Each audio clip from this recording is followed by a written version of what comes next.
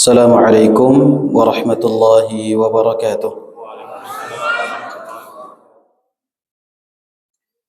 Innal hamdalillah nahmaduhu wa nasta'inuhu wa nastaghfiruh wa natubu ilayhi wa na'udzu billahi min shururi anfusina wa min sayyiati a'malina. May yahdihillahu fala mudilla lahu wa may yudlil fala hadiya lahu. أشهد أن لا إله إلا الله وحده لا شريك له وأشهد أن محمدا عبده ورسوله صلى الله عليه وعلى آله وصحبه ومن اهتدى بهداه واقتفى أثره إلى يوم الدين وسلم تسليما كثيرا. أما بعد، معاشر المسلمين والمسلمات، hadirin hadirat jamaah Masjid Al-I'tisam yang semoga senantiasa mendapatkan limpahan karunia, rahmat, hidayah serta inayah dari Allah Subhanahu wa taala. Pertama-tama, tentu tidak ada yang paling layak untuk kita panjatkan pada malam yang penuh dengan keberkahan ini selain puja dan puji syukur kita kepada Allah Subhanahu wa taala yang telah memberikan kepada kita kemudahan sehingga kita bisa kembali berkumpul, kembali berjumpa di tempat yang insyaallah mendapatkan keberkahan dan rahmat dari Allah Subhanahu wa taala ini untuk satu tujuan yang sangat mulia, satu tujuan yang sangat utama, yaitu mempelajari, menuntut ilmu syar'i sebagai bekal kita untuk menghadapi perjalanan kita di dalam menuju Allah Subhanahu wa taala. Kemudian yang kedua, salawat beserta salam semoga senantiasa tercurah limpahkan kepada Nabi kita Muhammad sallallahu alaihi wasallam, kepada keluarga beliau, para sahabat serta orang-orang yang senantiasa mengikuti sunnah beliau hingga akhir zaman kelak. Ma'asyiral muslimin rahimani wa rahimakumullah. Pada kesempatan yang berbarakah ini kita akan sama-sama mengkaji, sama-sama membahas tentang sebuah tema, yaitu meraih keberkahan dalam kehidupan rumah tangga. Pembahasan ini ma'asyiral muslimin rahimani wa rahimakumullah adalah pembahasan yang penting untuk diketahui oleh seorang suami, penting untuk diketahui oleh seorang istri, penting untuk diketahui oleh seorang anak, laki-laki ataupun perempuan. Pembahasan ini yaitu yang berkaitan dengan keberkahan di dalam rumah tangga tidak hanya berlaku untuk suami dan istri saja, akan tetapi untuk semua aktor yang masuk ke dalam lingkup bahtera rumah tangga, mulai dari seorang ayah, seorang ibu, seorang anak, semuanya penting untuk mengetahui tentang pembahasan yang insyaallah akan kita kaji pada kesempatan malam hari ini. Sebagai muqaddimah, ma'asyiral muslimin rahimani wa rahimakumullah, kita akan buka pembahasan ini dengan dua poin utama. Yang pertama adalah memahami makna keberkahan. Apa sebenarnya arti dari keberkahan? Apa sebenarnya makna dari keberkahan? Betapa banyak lafaz berkah itu dipakai, akan tetapi dari segi pemahaman, penggunaan maknanya, kita sebagai seorang muslim kurang tepat di dalam memahaminya. Toko bangunan namanya Berkah Jaya. Kemudian toko warung makan namanya Maju Berkah, ya. Dan yang lain sebagainya. Maka ma'asyiral muslimin rahimani wa rahimakumullah, berkah itu secara bahasa para ulama kita menyebutkan memiliki 3 unsur makna dasar. Keberkahan itu adalah lafaz di dalam bahasa Arab yang memiliki 3 makna dasar secara bahasa. Yang pertama adalah ats-tsabat, kekokohan, tetap, tidak berpindah-pindah. Itu makna yang pertama dari keberkahan. Yang kedua adalah an-nama'u waz-ziyadah. Yang kedua, arti dari keberkahan itu adalah bertambah. Dan yang ketiga adalah as-sa'adah, kebahagiaan. Jadi keberkahan itu memiliki 3 makna dasar. Yang pertama tadi apa? Ats-tsabat, kekokohan, ketetapan, tidak berpindah-pindah dan tidak berubah-ubah. Yang kedua adalah an-nama'u waz-ziyadah, bertambah dan tumbuh berkembang. Kemudian yang ketiga berupa kebaikan atau kebahagiaan. Ini adalah 3 makna dasar, 3 unsur yang akan muncul apabila disebut lafadz keberkahan. Jika disebut lafadz berkah, maka maknanya sesuatu itu kokoh. Jika disebut lafadz berkah, maka sesuatu itu maknanya bertambah. Jika disebut lafadz berkah, maka maknanya adalah kebaikan dan juga kebahagiaan. Berangkat dari 3 makna dasar ini, ma'asyiral muslimin rahimani wa rahimakumullah, para ulama lantas mendefinisikan keberkahan secara bahasa. Al-Kafawi rahimahullahu taala, beliau mengatakan yang dimaksud dengan keberkahan itu adalah an-nama'u waz-ziyadatu hissiyatan kanat au ma'nawiyah. Yang dimaksud dengan keberkahan itu adalah bertambah dan berkembang baik secara hissi. Hissi itu artinya apa? Indrawi. Kita bisa melihat pertambahannya, perkembangannya, pertumbuhannya, atau ma'nawiyah, atau secara ma'nawi. Tidak bisa kita saksikan, tidak bisa kita lihat. Ada kalanya sesuatu itu tetap, akan tetapi ada satu makna tertentu yang menjadikan dia memiliki kebaikan yang berkembang dan lebih banyak daripada normalnya. Itu makna keberkahan secara istilah. Beliau melanjutkan, wa thubutul khairil ilahi fi syai'i wa dawamuhu. Yang dimaksud dengan keberkahan secara istilah adalah turunnya kebaikan dari Allah kepada sesuatu, kemudian bertumbuh dan konsisten. Itu makna dari keberkahan. Jadi kalau air ini air yang diberkahi, yang pertama, kalau air ini adalah air yang diberkahi, maka maknanya adalah turun kebaikan dari Allah Subhanahu wa taala terhadap air ini. Setelah turun kebaikan dari Allah Subhanahu wa taala, maka air ini akan bertambah.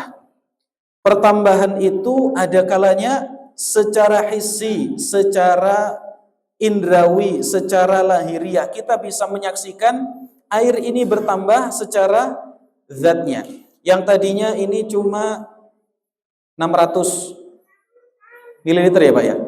650 ml misalnya. Bertambah menjadi 1 liter, bertambah menjadi 2 liter, bertambah menjadi 1 tandon. Itu namanya apa? Keberkahan yang Allah berikan, Allah turunkan kepada air. Keberkahan itu secara fisik dapat kita saksikan. Terus wadawamuhu, kebaikan ini tidak hanya cukup sampai di situ, akan tetapi terus menerus ada, akan bersifat kontinu. Ini adalah keberkahan.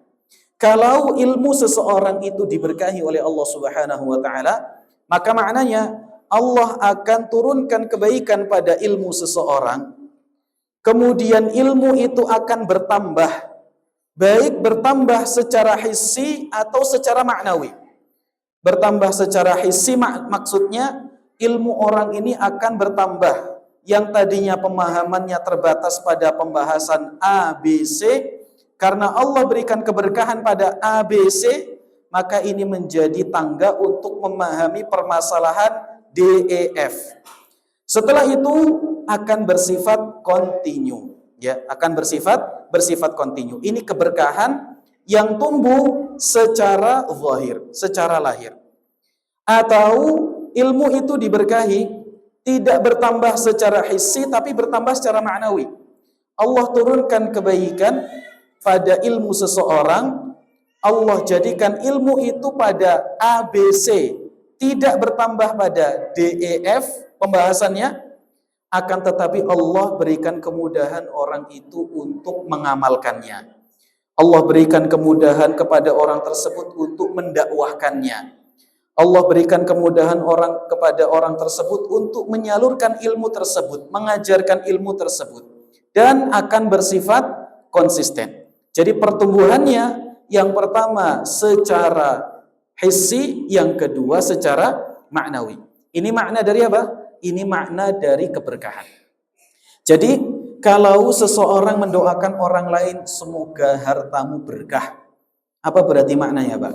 Semoga Allah turunkan kebaikan pada hartamu, gitu ya. Setelah Allah turunkan kebaikan pada hartamu, semoga hartamu ini bertambah secara hissi atau secara maknawi. Kemudian kebaikan itu semoga Allah Subhanahu wa taala jadikan secara continue, Tatkala seorang menikah, apa doanya, Pak? Barakallahu laka wa baraka alaika wa jama'a bainakuma fi khair. Semoga Allah memberikan keberkahan kepadamu di dalam kondisi-kondisi bahagiamu. Wa baraka alaika, dan semoga Allah memberikan keberkahan kepadamu dalam kondisi-kondisi tidak bahagiamu. Dan semoga Allah mengumpulkan kalian berdua di dalam kebaikan. Kita mendoakan mempelai suami dan istri dengan keberkahan. Apa maknanya? Semoga Allah Subhanahu wa taala menurunkan kebaikannya pada pernikahan kalian berdua. Dan semoga Allah Subhanahu wa taala menambah kebaikan tersebut secara hissi atau secara maknawi. Secara hissi, yang tadinya istri satu tambah jadi dua, gitu ya. Atau yang hartanya tadinya cuma 20.000 bertambah menjadi 50.000. Yang tadinya kendaraannya sepeda ontel berubah menjadi sepeda motor dan yang lain sebagainya. Setelah itu semoga kebaikan itu senantiasa bertambah dan bersifat continue. Ini makna dari apa? Ini makna dari keberkahan. Kalau orang mengatakan semoga kendaraanmu berkah, berarti maknanya apa, Pak? Semoga Allah turunkan kebaikan pada kendaraanmu. Dan semoga kendaraanmu ini kebaikannya senantiasa bertambah secara hissi maupun secara maknawi. Secara hissi artinya kendaraan itu apa, Pak? Kendaraan itu akan bertambah. Yang tadinya motor A bertambah bagus menjadi motor B, gitu ya. Yang tadinya motor berubah menjadi mobil. Kemudian setelah itu wadawamu, ini bertambah secara hissi dan kemudian bersifat continue. Ada kalanya keberkahan itu tidak bersifat hissi tapi bersifat ma'nawi. Semoga Allah memberikan keberkahan kepada motormu ini dan semoga kebaikannya bertambah secara ma'nawi. Apa itu? Jarang rusak, jarang dandan, bisa digunakan di segala medan, gitu ya. Kemudian digunakan untuk ketaatan-ketaatan kepada Allah Subhanahu wa taala. Ini namanya apa? Keberkahan. Ini namanya keberkahan. Jadi keberkahan itu tidak hanya terbatas pada bertambahnya fisik, tapi keberkahan itu juga pada bertambahnya sesuatu yang bersifat maknawi, ya, bersifat maknawi. Ini adalah apa? Ini adalah makna yang paling mendasar di dalam keberkahan. Makanya, Pak, yang namanya keberkahan itu tidak selalu dihitung dengan baik, banyak, bagus. Jadi keberkahan itu adalah terhitung dengan seberapa besar kebaikan, rahmat dan kasih sayang yang Allah turunkan kepada seorang hamba. Jangan pernah kita mengira sesuatu itu yang terlihat remeh, sesuatu yang terlihat sederhana, sesuatu yang tidak terlihat mewah, terus kemudian kita menghukumi tidak diberkahi. Ada kalanya orang itu yang tinggal di tengah alas, di tengah sawah, makan seadanya, kemudian kendaraan juga seadanya, tapi Allah Subhanahu wa taala berikan keberkahan kepada keluarganya. Contohnya, suami istri tidak pernah tengkar. Itu keberkahan loh, Pak. Ya, meskipun kita hidupnya biasa, hidupnya sederhana, makan dengan nasi putih, sayur gori, kemudian lauk ikan asin misalnya, sederhana saja. Tapi Allah Subhanahu wa taala ini sudah tidak sederhana ya. Enak banget ini. Nasi dengan ikan asin lah misalnya. Tapi bisa mengumpulkan kita dengan istri kita. Kemudian anak kita sehat-sehat, tidak pernah sakit. Anak kita nurut-nurut, kemudian tidak pernah rewel. Anak kita belajar faham. Anak kita tatkala bergaul baik tutur katanya, baik perilakunya. Jangan dikira ini semua bukan keberkahan. Ini adalah kebaikan yang Allah turunkan kepada keluarga tersebut. Ada kalanya Allah berikan pada satu keluarga itu harta yang banyak. Rumahnya mewah-mewah. Tidak ada yang biwu-biwu. Mewah gitu ya. Kemudian panggrong. Ada yang tingkat 2, tingkat 3. Kendaraannya berderet. Kemudian duitnya segepok. Tanahnya luas. Fasilitasnya mewah. Semuanya mewah. Tapi Allah Subhanahu wa taala tidak pernah menjadikan ketenangan di dalam hatinya. Suaminya pergi, ibunya pergi, anaknya diasuh sama tetangga, tidak pernah bertemu, tidak ada kehangatan. Sekalinya ketemu, geger, gitu ya. Kowe iki, misalnya kan semacam itu. Sering sekali terjadi semacam itu. Sesekali ketemu, sesekali itu terjadi konflik. Sesekalinya bertemu, sesekalinya berkumpul keluarga, saat itu juga terjadi masalah. Kemudian anaknya sering sakit, anaknya sering rewel, anaknya sering kelahi, anaknya di pesantren sering bermasalah, di sekolah dibully, dan sebagainya. Bisa jadi itu adalah awal dari ketidakberkahan di dalam kehidupan kita. Jadi Maha Suci Allah Subhanahu wa taala yang tidak menjadikan patokan keberkahan itu pada fisik suatu benda. Ada kalanya orang itu yang hidup di sawah. Pernah Pak? Jenengan, kalau lihat bapak-bapak kita dulu, mbah-mbah kita, kebetulan rumah saya itu apa Pak? Mewah ya, mepet sawah. Jadi dulu waktu saya kecil, saya itu sering sekali pagi-pagi buta, pulang sholat subuh, itu melihat bapak-bapak agak mulai semburat putih itu loh Pak, berangkat ke sawah, kemudian setelah di sawah kerja, kemudian setelah kerja sebentar datang rantang, tahu rantang Pak, yang putih. Terus kalau mau diisi nasi, diisi sayur, diisi lauk, dimasukkan ke dalam besi itu loh Pak, dibawa ke sawah. Kemudian jam 7, jam 8 duduk di pinggiran, di bawah pohon. Kemudian setelah itu apa? Makan bareng-bareng. Ada istrinya yang datang bawakan nasi, bawakan sayur. Subhanallah, nikmat atau tidak Pak? Nikmat. Kalau kita perhatikan Pak, hari ini jenengan silahkan pergi ke kota-kota besar. Apa konsep rumah makan yang paling diminati oleh orang-orang? Konsep apa Pak? Joglo.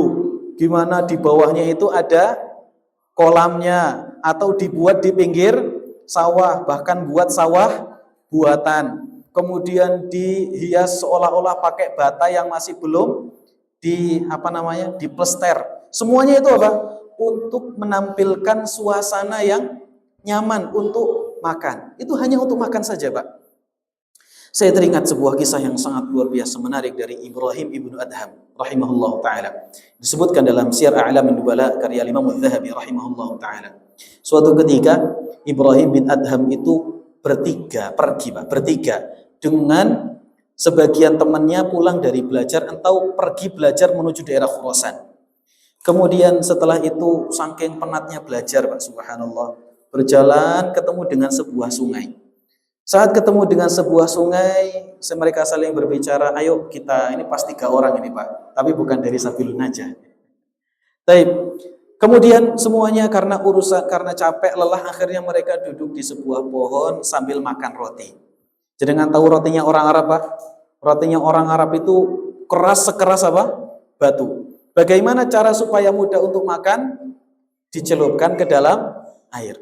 Duduk di bawah pohon, di pinggir sungai, makan roti keras, dicelupkan ke air supaya empuk, kemudian baru dimakan. Kemudian sebagian di antara mereka mengatakan, Ibrahim ibn Adham, beliau mengatakan, law alimal muluk wa abna'ul muluk ma lana min sa'adah lajaladuna walau kana bisuyuf. Kata beliau, seandainya para raja dan para putra mahkota mengetahui kebahagiaan yang hari ini kami rasakan, niscaya mereka akan mengerahkan semua pasukannya untuk merebut kebahagiaan itu dari kami. Kenapa? Kebahagiaan itu tidak didapatkan dengan harta, tapi kebahagiaan itu adalah keberkahan yang Allah berikan kepada siapapun yang Allah Subhanahu wa taala kehendaki. Jadi ini adalah poin mendasar terkait tentang keberkahan, bahwa keberkahan itu akan datang kemana Allah Subhanahu wa taala turunkan kebaikannya.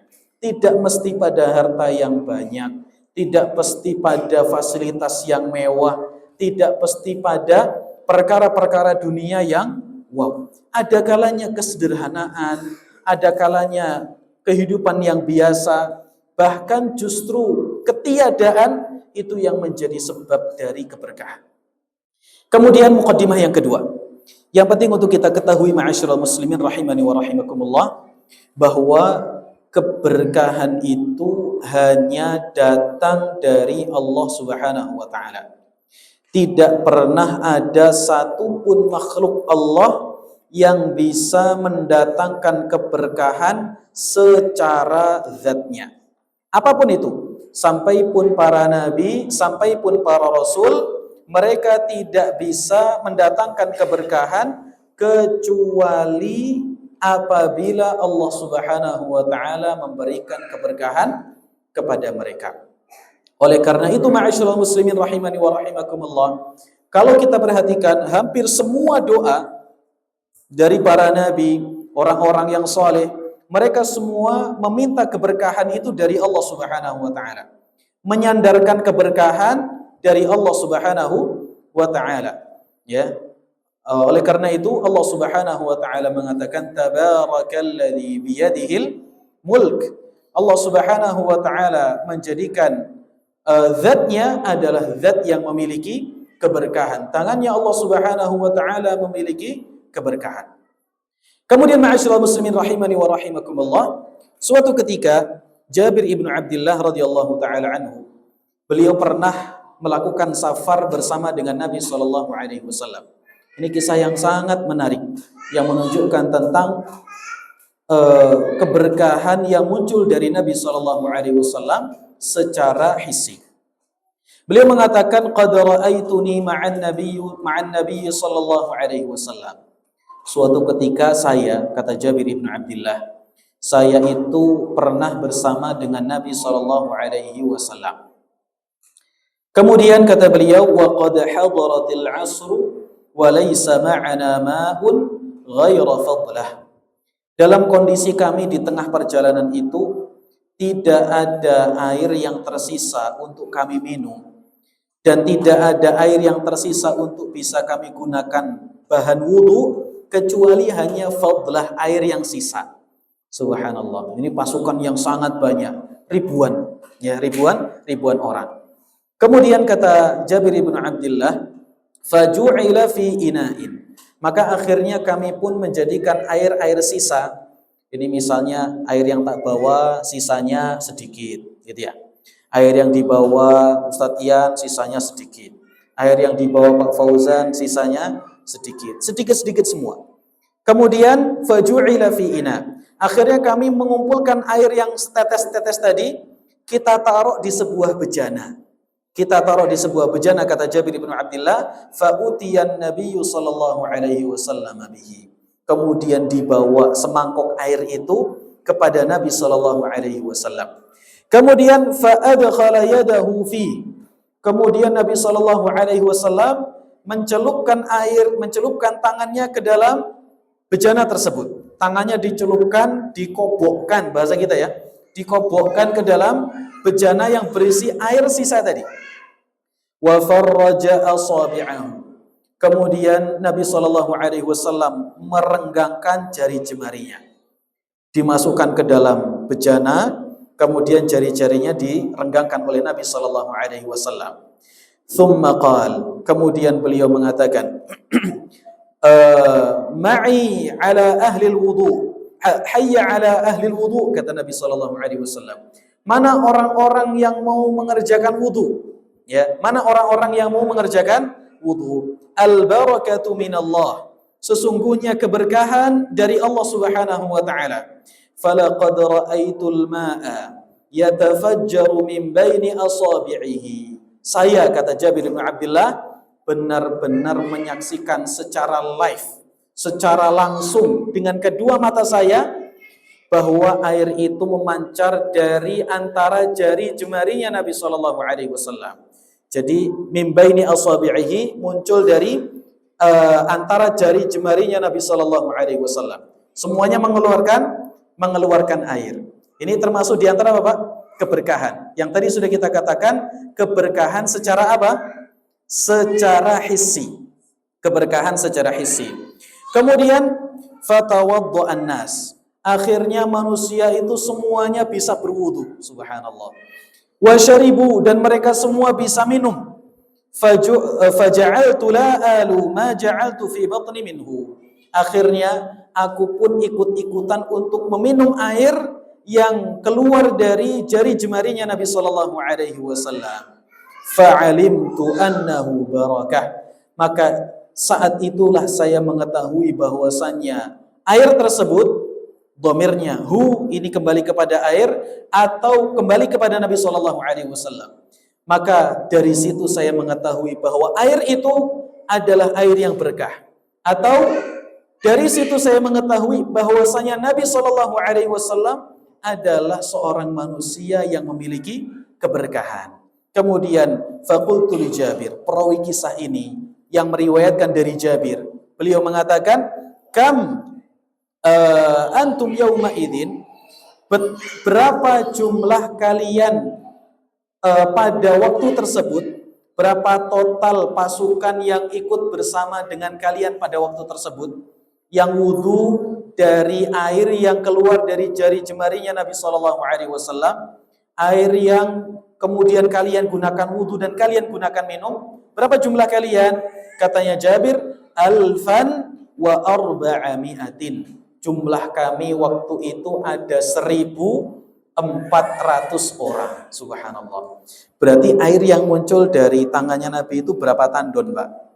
Kalau satu tandon yang besar itu berapa? 6.000 ya. 6.000 itu cukup untuk berapa orang, Pak?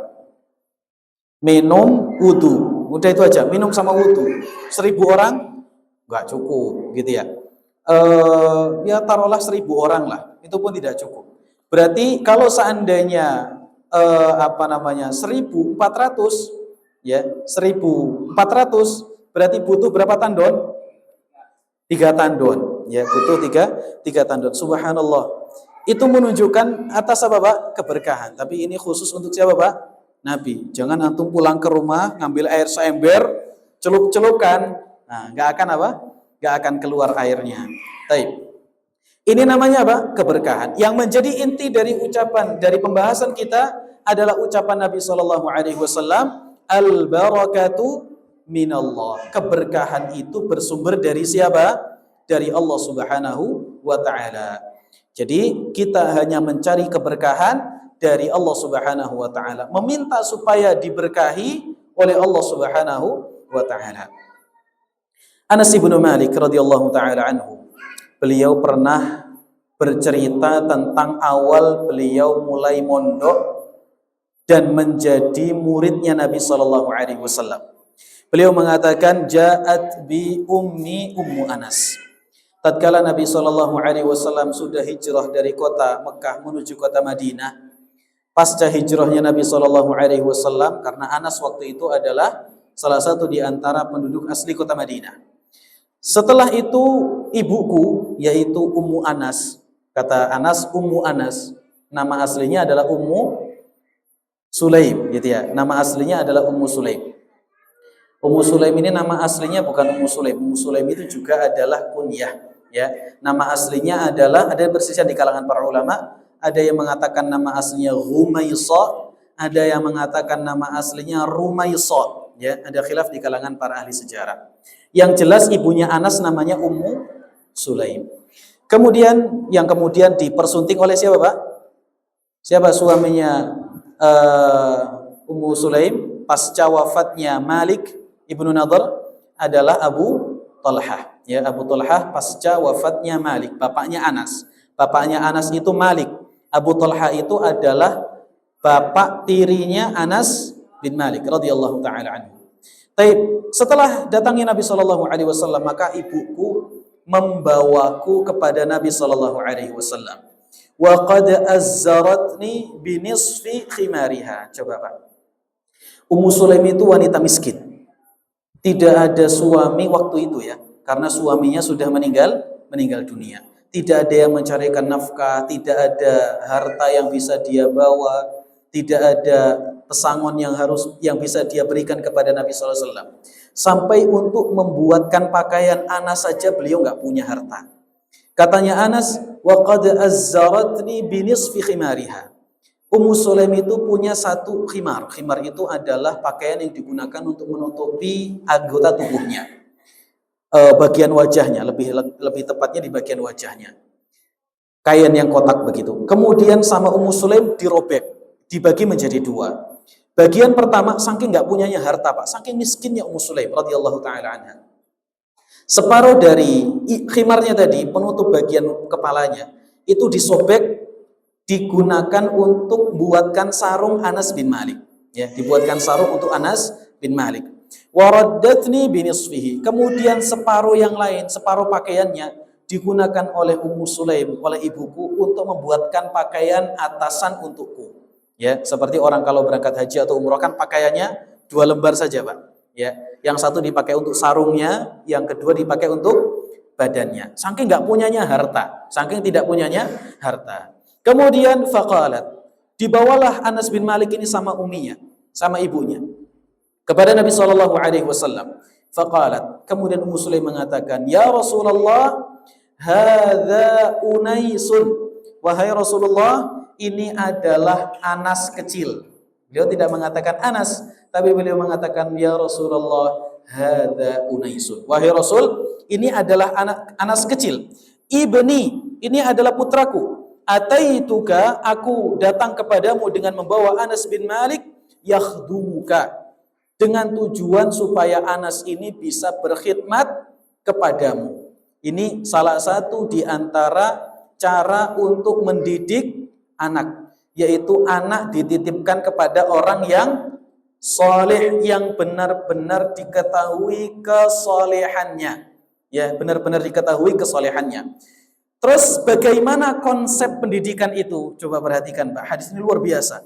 Konsep pendidikan seorang kiai kepada anaknya, kepada peserta didiknya, yang sangat difahami oleh Ummu Sulaim.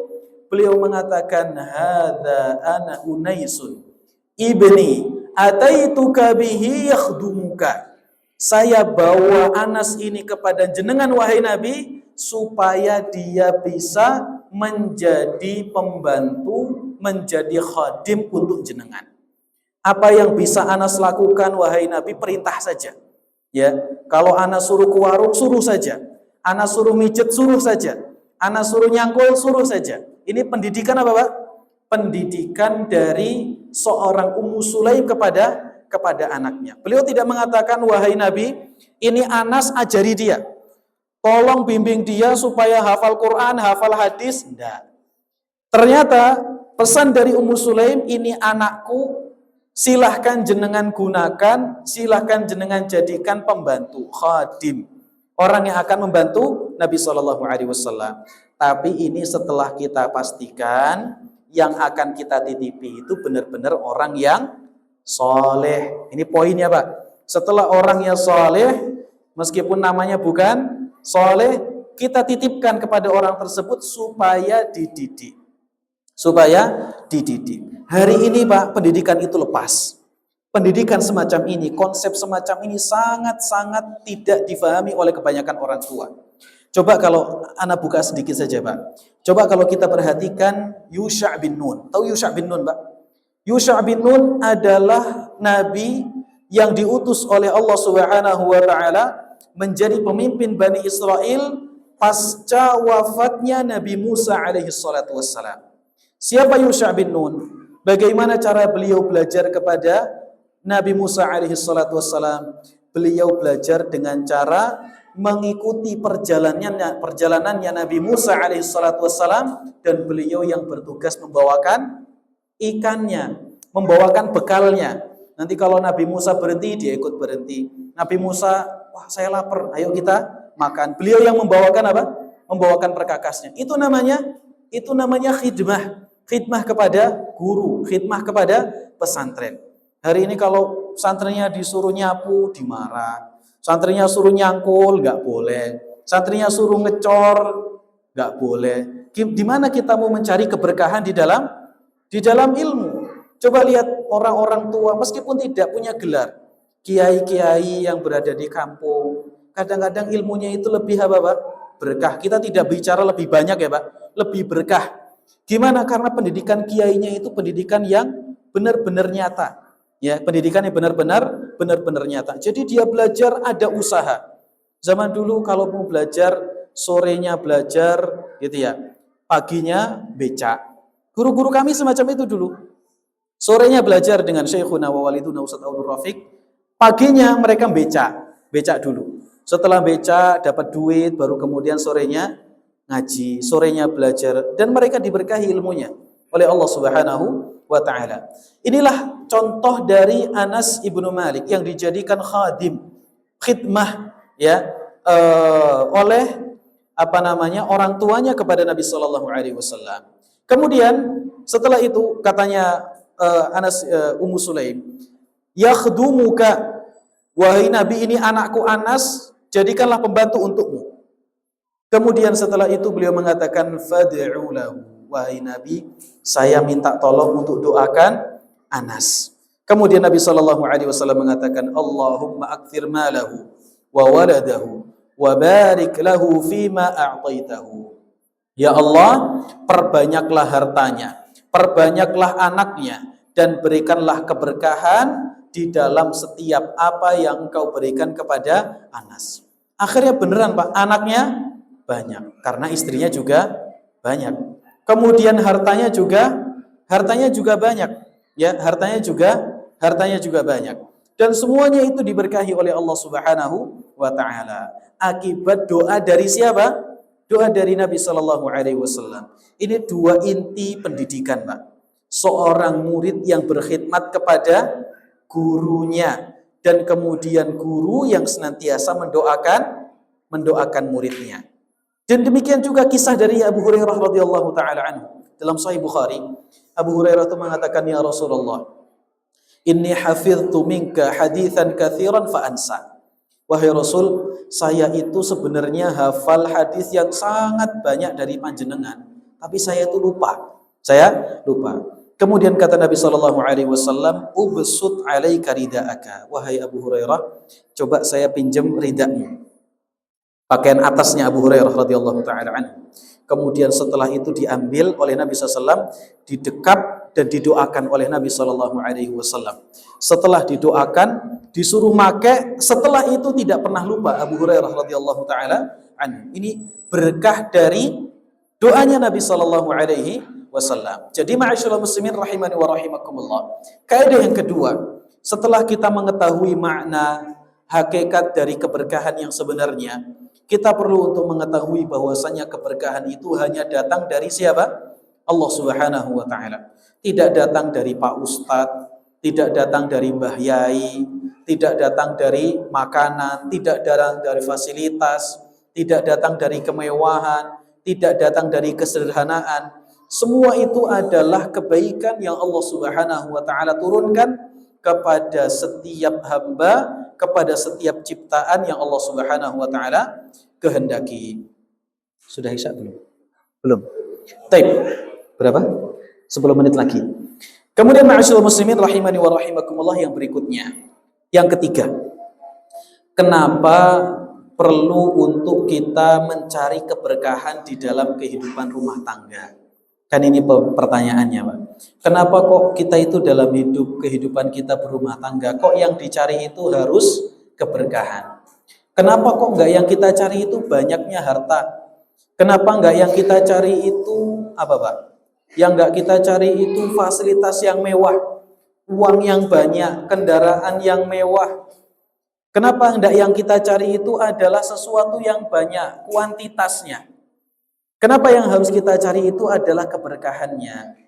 Maka jawabannya, ma'asyiral muslimin rahimani wa rahimakumullah, ada beberapa sebab yang disebutkan oleh para ulama tentang kenapa kita mencari keberkahan dari Allah Subhanahu wa taala. Kenapa kita harus mencari keberkahan? Yang pertama, karena keberkahan itu adalah tanda keridhaan Allah terhadap sesuatu tersebut. Karena tadi sudah kita sebutkan bahwa yang dimaksud dengan keberkahan itu adalah thubutu al-khairi al-ilahi. Allah Subhanahu wa taala memberikan kebaikannya kepada sesuatu tertentu.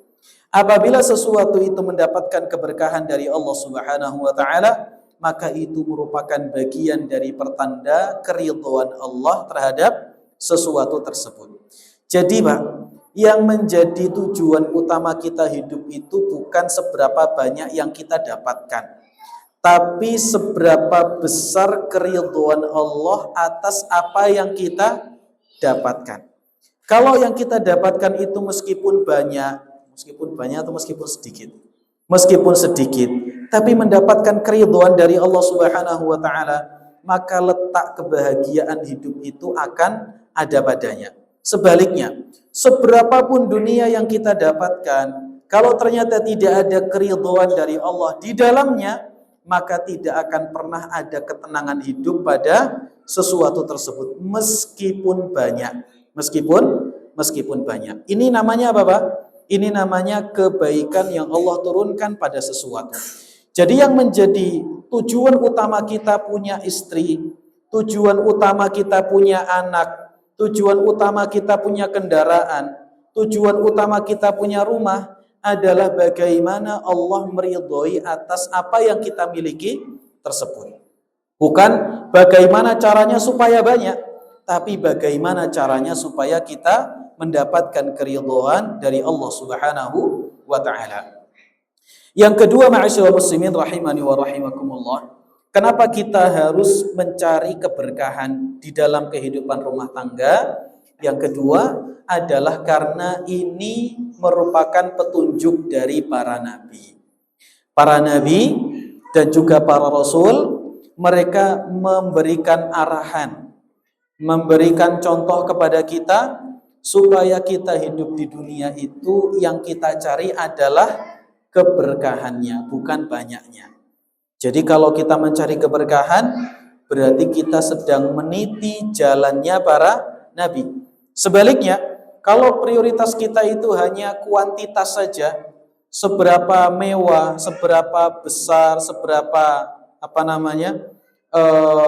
banyak, maka tentu ini akan sangat bertentangan dengan apa yang telah dicontohkan oleh para nabi. Seperti yang tadi sudah kita sebutkan, bahwa kalau kita perhatikan kehidupan Nabi Shallallahu Alaihi Wasallam, semua doa-doanya Nabi rata-rata berkaitan dengan keberkahan, ya, berkaitan dengan keberkahan. Bahkan sangat jarang Nabi Shallallahu Alaihi Wasallam itu minta banyak. Seringnya beliau Shallallahu Alaihi Wasallam itu minta cukup tapi berkah, cukup tapi berkah. Dan ana yakin, Pak, jarang di antara kita yang berani untuk minta doa, untuk doa seperti doanya Nabi Shallallahu Alaihi Wasallam. Beliau Shallallahu Alaihi Wasallam dalam riwayat Muslim pernah mengatakan, Allahumma ja'al rizqa ali Muhammadin qutan. Ya Allah, jadikanlah rizki untuk keluarga Muhammad itu qut. Qut artinya adalah makanan pokok. Nabi SAW minta kepada Allah untuk supaya dijadikan makanan rizki beliau dari Allah Subhanahu wa taala itu hanya sebatas makanan pokok saja. Siapa yang berani, Pak? Ya Allah, jadikan rizki kami dan keluarga kami hanya makanan pokok saja. Di sini nang omah beras kabeh. Ya ora apa-apa didol ben sugih. Taib, sudah adzan berarti ya. Oh, 3 menit lagi. Ini adalah doanya Nabi Shallallahu Alaihi Wasallam. Beliau tidak pernah minta apa? Minta banyak. Yang penting bisa memenuhi apa yang menjadi kebutuhannya. Dalam hadis yang lain Nabi Shallallahu Alaihi Wasallam mengatakan, Allahumma ja'al rizqa ali Muhammadin kafafan. Ya Allah, jadikanlah rizki keluarga Muhammad itu cukup pas. Ya, jadi beliau minta supaya keluarga beliau mendapatkan rizki itu apa? Pas-pasan. Bukan pas-pasan model kita. Pas-pasan model kita itu pas pengen punya motor ada duitnya. Pas pengen punya mobil ada duitnya. Ini namanya apa? Pas-pasan model kita. Tidak demikian pas-pasan ala Nabi. Pas-pasan adalah sesuatu yang cukup untuk sesuatu yang pokok saja. Tidak lebih dari itu. Makanya seperti yang kemarin sudah saya cuplik, tidak tahu di mana ya, Anda lupa, pokoknya pernah Anda sampaikan. Urwah ibnu Zubair, beliau pernah diceritakan oleh ibunda Aisyah radhiyallahu taala anha.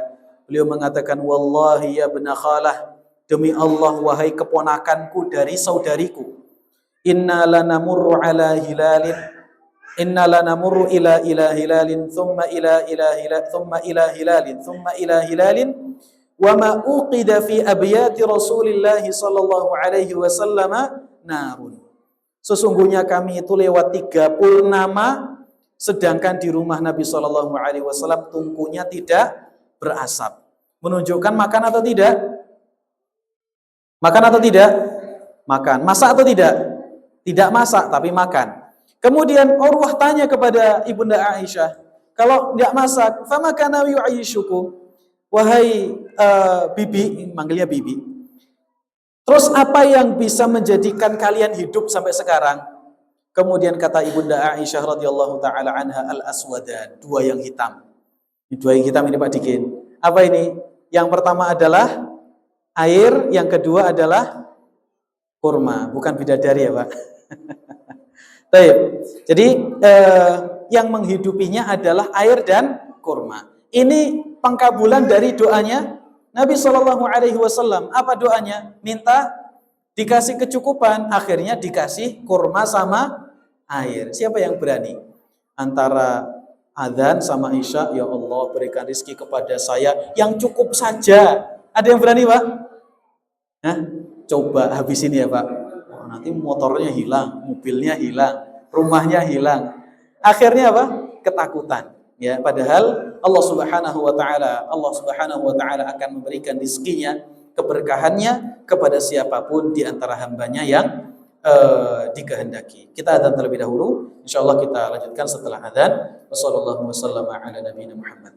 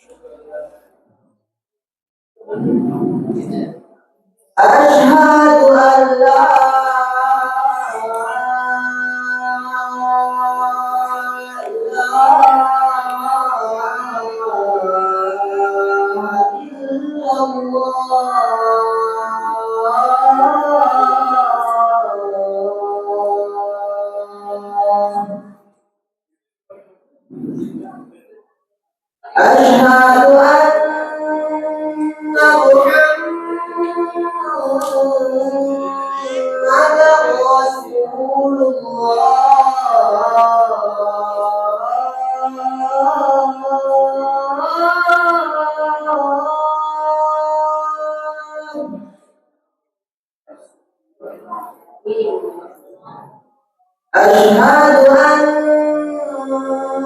محمدا رسول الله.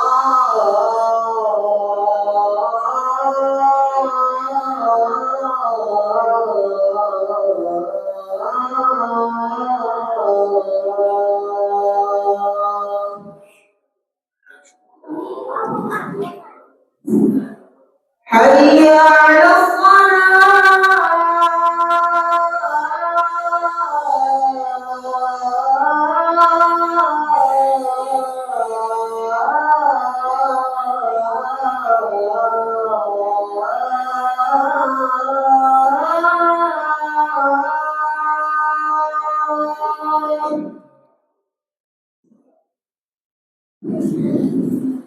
حي على الصلاة.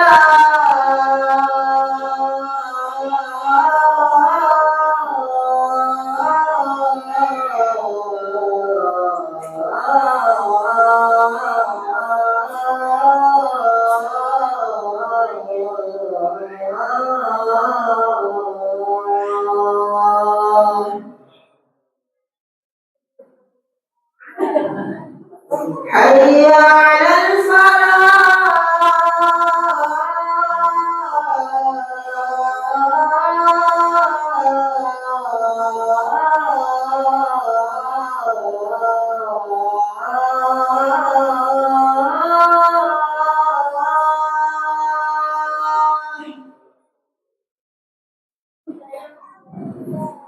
حي على الفلاح.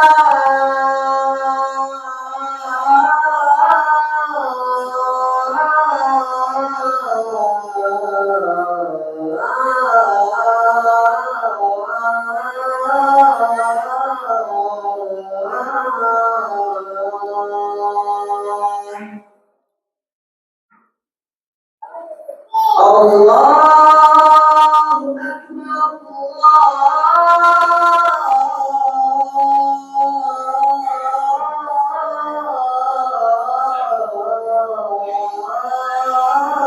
الله أكبر. لا إله إلا الله.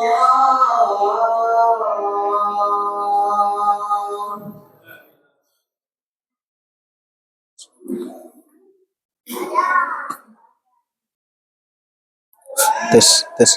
Hidup.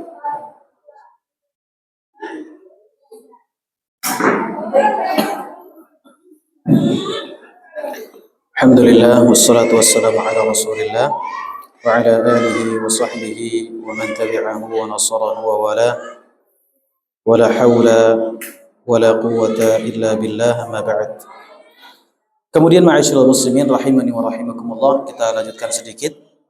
Pembahasan yang ketiga atau yang berikutnya adalah tentang apa saja sebab-sebab yang bisa kita lakukan, yang bisa kita tempuh agar rumah tangga kita menjadi rumah tangga yang penuh dengan keberkahan dari Allah Subhanahu wa taala. Yang pertama, ma'asyiral muslimin rahimani wa rahimakumullah, hendaknya kita menjadikan rumah tangga kita adalah rumah tangga yang tegak terbangun di atas ketakwaan kepada Allah Subhanahu wa taala. Apabila seorang suami itu adalah laki-laki yang bertakwa, istrinya pun juga wanita yang bertakwa, kemudian anak-anaknya juga anak-anak yang bertakwa, maka rumah tangga yang semacam ini adalah rumah tangga yang akan Allah Subhanahu wa taala turunkan keberkahan di dalamnya. Allah Subhanahu wa taala berjanji tatkala Allah mengatakan walau anna ahlal qura amanu wattaqau lafatahna 'alaihim barakatim minas sama'i wal ardh. Kalau seandainya penduduk desa itu mereka mau beriman, mereka mau bertakwa kepada Allah Subhanahu wa taala, niscaya akan kami bukakan pintu keberkahan dari langit. Jadi kunci utama keluarga seseorang, sebuah daerah, perkampungan mendapatkan keberkahan dari Allah Subhanahu wa taala adalah hendaknya keluarga tersebut adalah keluarga yang terbangun di atas keimanan dan juga ketakwaan kepada Allah Subhanahu wa taala. Apa yang dimaksud dengan ketakwaan? Takwa itu para ulama kita telah mendefinisikan an ta'mala bi ta'atillah ala nurin minallah tarju thawaballah wa an tatruka ma'siyatallah ala nurin minallah takhafu iqaballah. Yang dimaksud dengan takwa itu adalah seseorang mengerjakan ketaatan kepada Allah Subhanahu wa taala, berlandaskan ilmu, berlandaskan cahaya dari Allah Subhanahu wa taala dan didasari keikhlasan kepada Allah Subhanahu wa taala. Ini bagian yang pertama dari takwa. Seseorang mengerjakan amal ibadah berdasarkan ilmu dilandasi keikhlasan. Yang kedua adalah meninggalkan berbagai macam bentuk kemaksiatan sesuai dengan perintah Allah, cahaya ilmu dari Allah, dan dia meninggalkan itu bukan karena apa-apa melainkan lantaran karena takut atas hukuman dari Allah Subhanahu wa taala. Jadi yang namanya ketakwaan itu adalah seseorang mengerjakan perintah, meninggalkan larangan, mendasari itu semua dengan ilmu dan mendasari itu semua pula dengan keikhlasan kepada Allah Subhanahu wa taala. Jadi kalau sebuah keluarga suaminya berusaha mengerjakan ketaatan, istrinya berusaha mengerjakan ketaatan, anaknya berusaha mengerjakan ketaatan, suaminya meninggalkan kemaksiatan, istrinya meninggalkan kemaksiatan, anaknya meninggalkan kemaksiatan. Semua aktivitas ini berdasarkan ilmu, karena suaminya ngaji, istrinya ngaji, anak-anaknya pun juga ngaji. Semua itu dilakukan atas dasar keikhlasan kepada Allah Subhanahu wa taala. Maka dalam kondisi semacam itu, inilah bentuk realisasi ketakwaan yang sebenarnya. Realisasi ketakwaan yang sesungguhnya dari keluarga tersebut. Keluarga yang semacam ini, ma'asyiral muslimin rahimani wa rahimakumullah, adalah keluarga yang sangat layak untuk mendapatkan keberkahan dari Allah Subhanahu wa taala. Jadi yang menjadi kunci utamanya adalah belajar dan juga ikhlas. Belajar itu menjadikan seseorang bisa beribadah sesuai dengan sunnah, dan keikhlasan itu adalah bentuk realisasian terhadap tauhid kepada Allah Subhanahu wa taala. Oleh karena itu, kita sebagai seorang muslim, sebagai seorang muslimah, sangat diwajibkan untuk serius di dalam belajar. Sangat diharuskan untuk serius di dalam menuntut ilmu. Jadi yang namanya kajian, yang namanya belajar, bahas kitab, menghadiri majelis ta'lim, itu bukan hanya sekedar untuk apa, Pak? Bukan hanya sekedar untuk bertemu dengan teman saja. Bukan supaya untuk bisa kumpul-kumpul saja. Tapi ini menjadi bagian terpenting dari keberkahan rumah tangga kita. Kalau kita datang ke majelis ilmu bukan atas dasar keikhlasan. Datang itu supaya untuk setor muka. Kemudian tatkala hadir di majelis ilmu, kesungguhan kita itu berkurang. Keseriusan kita itu berkurang. Kita tidak serius untuk menyimak, tidak serius untuk mendengarkan. Maka efeknya apa? Kita tidak akan bisa mengerjakan perintah, tidak akan bisa meninggalkan larangan sesuai dengan arahan dan petunjuk dari syariat Islam. Maka jangan pernah kita bertanya, apa dosa saya kok keluarga saya tidak diberkahi? Padahal saya ngaji, padahal saya sholat, padahal saya puasa. Jawabannya jelas, karena kalau kita sholat kita tidak khusyuk, kalau kita puasa kita tidak khusyuk, tatkala kita bersedekah kita tidak memiliki keikhlasan, tidak sesuai dengan petunjuk. Dan kalau kita belajar kita kurang serius. Jangan pernah kita mengadu kepada Allah, kenapa kehidupan saya seperti ini? Sedangkan kita tatkala menjalankan perintah dari Allah kita tidak pernah Serius. Ini adalah poin yang paling mendasar.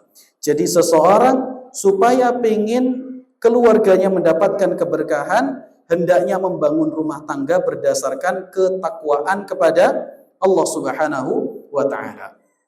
Yang kedua, ma'asyiral muslimin rahimani wa rahimakumullah. Berusaha semaksimal mungkin untuk tunduk dan patuh terhadap sunnah Rasulullah sallallahu alaihi wasallam. Ini adalah kunci utama seseorang itu bisa mendapatkan keberkahan di dalam rumah tangga.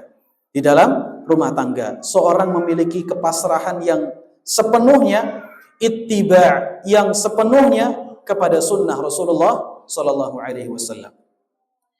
Dalam perang Khandaq, Jabir bin Abdullah radhiyallahu taala anhu, beliau pernah bercerita dalam sebuah hadis yang panjang yang diriwayatkan oleh Imam Al-Bukhari dan Muslim.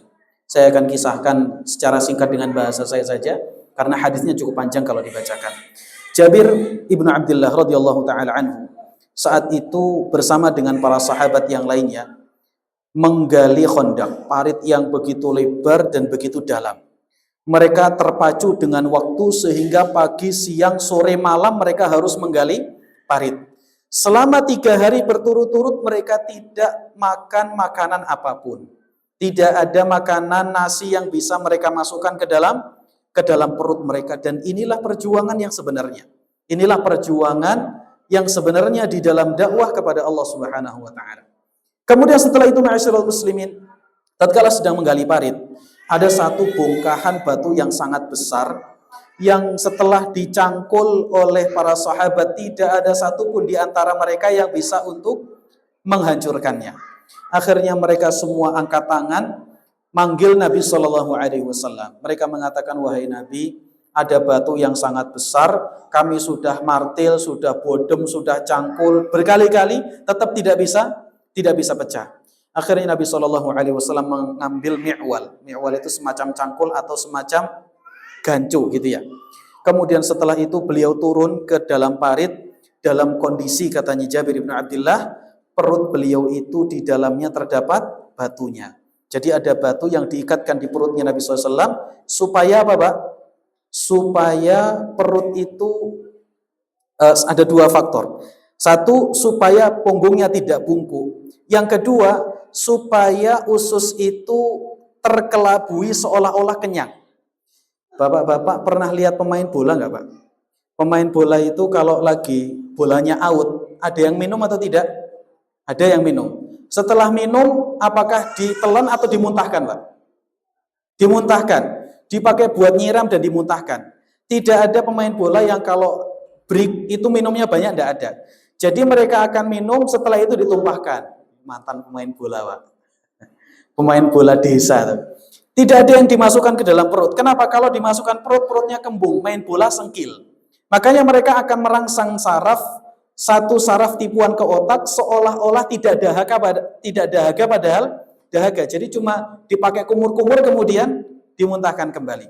Nah, jadi batu di dalam perut itu fungsinya 2. Satu, supaya punggungnya tidak bungkuk, saking laparnya. Yang kedua adalah untuk mengelabui perut seolah-olah kenyang. Gede perut saya gitu ya. Kayak kita, Pak. Kalau kita nggak perlu pakai batu supaya tidak apa? Bungkuk, karena sudah ada ganjelannya ya. Terus diganjel semene gede nih panggah bungkuk, Pak. Baik. Kemudian Jabir menyaksikan itu. Kemudian setelah itu kata Jabir, kami itu sudah 3 hari tidak merasakan makanan apapun. Nyangkul terus. Subhanallah. Gimana rasa capeknya itu, Pak? Jabir dan juga para sahabat yang lainnya.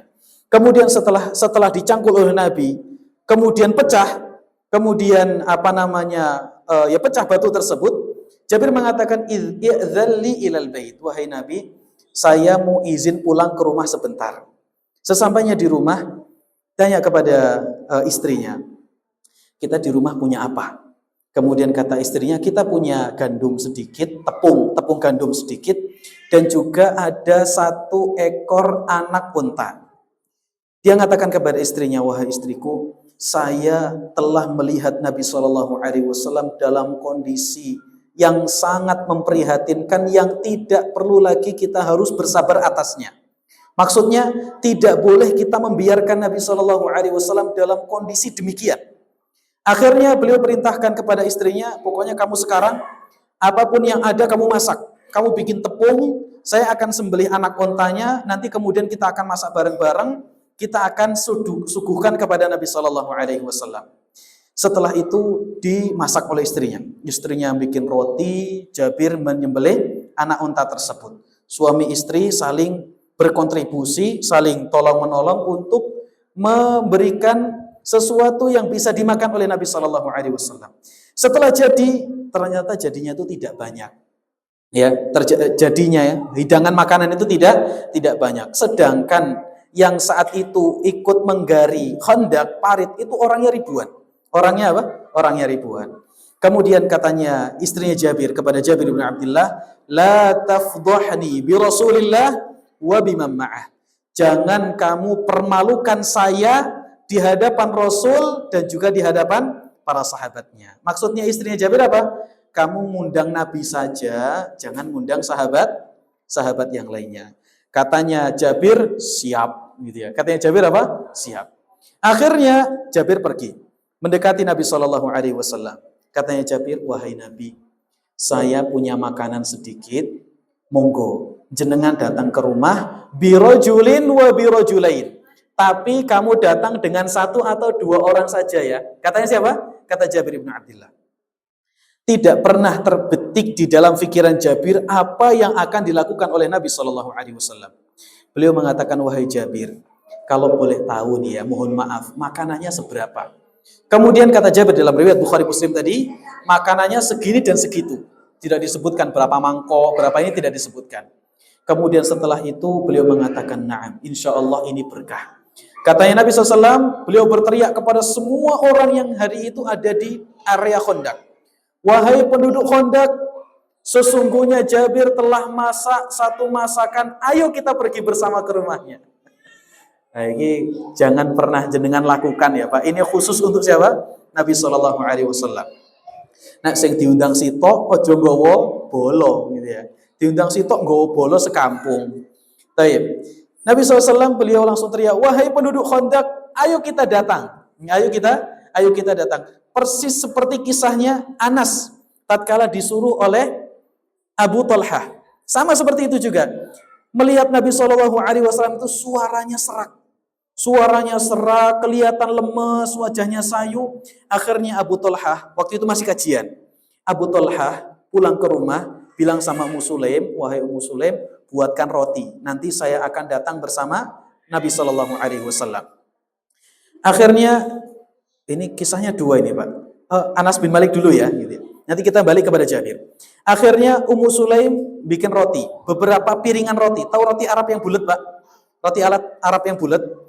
Mirip kayak roti Indonesia, tapi Indonesia kan kecil-kecil warna coklat. Kemudian setelah itu Ummu Sulaim membungkus roti yang bulat itu dengan pakaian. Dibungkus, dimasukkan ke dalam bajunya Anas bin Malik. Kemudian mendekati Nabi SAW, setelah jadi roti tersebut, dimasukkan ke dalam bajunya Anas. Kemudian setelah itu dibawa oleh Anas kepada Nabi SAW. Kemudian beliau mengatakan, wahai Rasul, ini ada sedikit roti dari ibuku. Kemudian setelah itu bertanya kepada Anas, berapa rotinya? Jumlahnya sekian. Kamu pulang, nanti saya akan datang ke rumahmu. Beliau membawa 70 orang sahabat yang berada di Masjid Nabawi saat itu. Semuanya dibawa. Berdiri jejer di depan rumahnya Ummu Sulaim, kemudian dikasih roti, cuilan roti satu persatu, dan semuanya tercukupi. Subhanallah. Berkahnya siapa? Berkahnya Nabi SAW. Kembali kepada kisahnya Jabir. Setelah Nabi SAW berteriak, akhirnya Jabir keringat dingin. Pulang ke rumah, istrinya mengatakan, bika wa bika. Kata istrinya, kamu lagi. Maksudnya, suami kok bikin apa? Masalah. Ini kamu gimana kok bisa semua penduduk Khandaq diajak oleh Nabi SAW. Akhirnya keduanya pasrah. Setelah semuanya datang berkumpul di depan rumahnya Jabir bin Abdullah, Nabi SAW minta, mana roti sama dagingnya tadi. Kemudian dikeluarkan oleh Jabir bin Abdullah, dicuili satu persatu. Nabi SAW nyuil roti, kemudian ditaruh di antara cuilan itu daging. Setelah itu dilipat, diberikan kepada sebagian para sahabat Nabi SAW. Satu persatu, kata Jabir, demi Allah, saya menyaksikan 1000 orang semuanya kenyang. Ya, semuanya apa? Semuanya kenyang. Ini kenapa, Pak? Karena ada ketundukan kepada Nabi SAW. Tidak pernah nolak, ya, tidak pernah nolak apa yang telah ditetapkan oleh Nabi Muhammad SAW. Sekali lagi ini Nabi, ya. Sekali lagi ini apa? Ini Nabi. Bukan berarti kita tidak boleh. Boleh. Makanya Nabi SAW mengatakan ta'amul wahid yakfitnain. Makanan satu orang itu sebenarnya cukup untuk 2 orang. Makanan 2 orang cukup untuk 3 orang. Makanan 3 orang cukup untuk 4 orang. Ini keberkahan dari siapa? Dari Nabi dari Allah Subhanahu wa taala. Makanya kadang-kadang ada 8 orang gitu ya. Nasi kotaknya cuma 6. Ternyata apa? Allah Subhanahu wa taala berikan keberkahan. Bagaimana bentuknya? Sebagiannya sudah diberikan rasa kenyang terlebih dahulu. Ya, bisa jadi semacam itu, keberkahan dari Allah Subhanahu wa taala. Kemudian yang ketiga, ma'asyiral muslimin rahimani wa rahimakumullah. Di antara sebab keluarga itu bisa menjadi keluarga yang berkah adalah masuk rumah dengan membaca zikir. Masuk rumah dengan membaca doa. Di dalam rumah itu ada istri kita, ada anak kita, ada kendaraan kita, ada makanan kita, ada minuman kita. Tatkala kita masuk ke dalam rumah dengan membaca doa, Bismillahi walajna wa bismillahi kharajna wa ala rabbina tawakkalna. Tatkala kita masuk ke dalam rumah, mengucapkan salam dan membaca doa, maka itu adalah sebab rumah kita, keluarga kita mendapatkan keberkahan dari Allah Subhanahu wa taala. Kenapa? Syaitan tidak akan pernah bisa ikut masuk. Coba kalau kita tidur atau kita masuk rumah tidak membaca doa. Kadang-kadang kalau kita tidur tidak ditemani istri tapi ditemani apa? Setan. Jadi kok ini riap-riap sopo dia. Ternyata bojone, Pak. Baik. Jadi makanan kita tatkala kita masuk ke dalam rumah tidak membaca doa, maka kita makan dengan syaitan. Tatkala kita masuk rumah tidak membaca doa, maka syaitan akan masuk dan juga nginep di rumah kita. Makanya kata Nabi SAW, beliau menceritakan, kalau seseorang itu masuk rumah, kemudian dia membaca doa, maka syaitan akan mengatakan, la mabita lakum wala asya. Malam ini kalian tidak punya tempat untuk nginap dan tidak ada jatah makan malam. Apa sebabnya? Karena orang yang punya rumah masuk rumah dengan membaca doa. Ya, membaca doa. Jadi kita baca doa terlebih dahulu, kemudian kita membaca salam. Ini menjadi salah satu sebab keluarga itu akan mendapatkan keberkahan dari Allah Subhanahu wa taala. Kemudian yang berikutnya, ma'asyiral muslimin, adalah membaca Al-Qur'an di rumah. Nah, ini, membaca Al-Qur'an di rumah. Kalau kita mau baca Al-Quran, usahakan lebih banyak baca Quran di rumah. Jangan baca koran, ya, baca Quran. Perbanyak untuk membaca Al-Quran di rumah. Kita cek istri kita, anak kita, sudahkah rumahnya itu dipakai buat baca Quran. Kenapa demikian? Karena Al-Quran itu adalah kitab yang diberkahi. Ya, Allah Subhanahu wa taala mengatakan, wa hadza kitabun anzalnahu mubarakun. Ini adalah kitab yang kami turunkan dan kitab tersebut adalah kitab yang diberkahi. Orang yang membaca Al-Quran, dia akan diberkahi oleh Allah Subhanahu wa taala. Rumah yang dibacakan Al-Quran di dalamnya, rumah itu akan diberkahi oleh Allah Subhanahu wa taala. Anggota keluarga yang mempelajari Al-Quran, maka mereka akan mendapatkan keberkahan dari Allah Subhanahu wa taala. Makanya jangan malas untuk membaca Al-Quran. Kita suruh istri kita baca Al-Quran. Kita suruh anak kita baca Al-Quran. Di mana? Di rumah kita. Supaya rumah kita menjadi rumah yang mendapatkan keberkahan dari Allah Subhanahu wa taala. Nah, ma'asyiral muslimin rahimani wa rahimakumullah. Kemudian yang berikutnya adalah berusaha menuntut ilmu bersama dengan keluarga. Nabi SAW mengatakan, man yuridillahu bihi khairan yufaqihu fiddin. Barang siapa yang Allah kehendaki kebaikan pada dirinya, maka Allah akan fahamkan dia di dalam urusan agama. Jadi tadi sudah kita sebutkan bahwa yang namanya berkah itu turunnya apa? Kebaikan. Dan Allah Subhanahu wa taala menjamin kebaikan itu akan turun kapan? Apabila anggota keluarga faham urusan agama. Kalau bapak, ibu, anak tidak faham urusan agama, maka tidak akan pernah turun keberkahan. Siapa yang pengen keluarganya berkah, waktunya berkah, hartanya berkah, semuanya diberikan keberkahan oleh Allah, maka hendaknya dia menuntut ilmu. Kemudian yang terakhir, ma'asyiral muslimin rahimani wa rahimakumullah, adalah menjauhi sebab-sebab malaikat tidak masuk ke dalam rumah. Ya, yang dimaksud malaikat di sini adalah malaikat rahmat. Jangan sampai kita melakukan perkara-perkara yang menjadikan malaikat rahmat itu tidak mau masuk ke dalam rumah.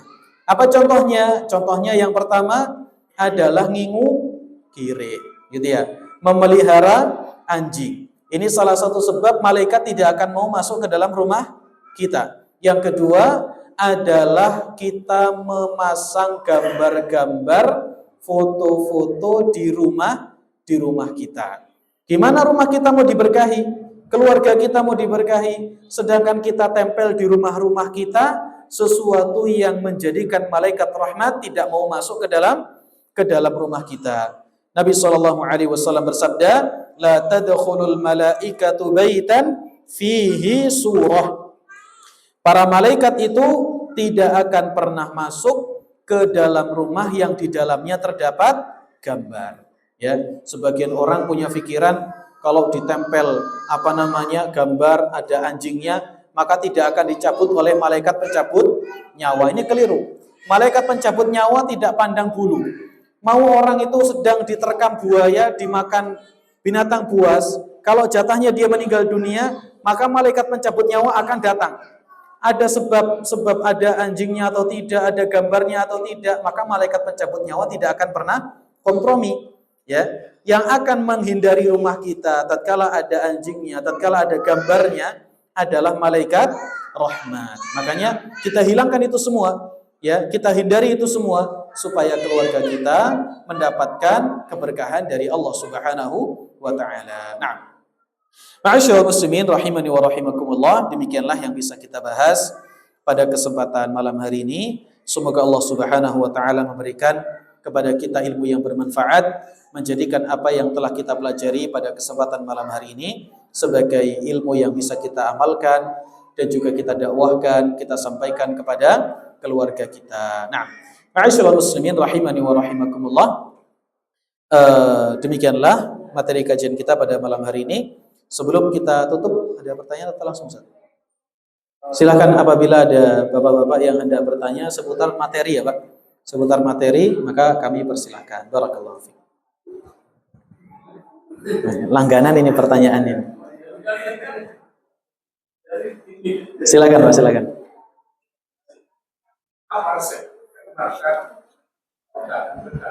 Ya, barokah berkah.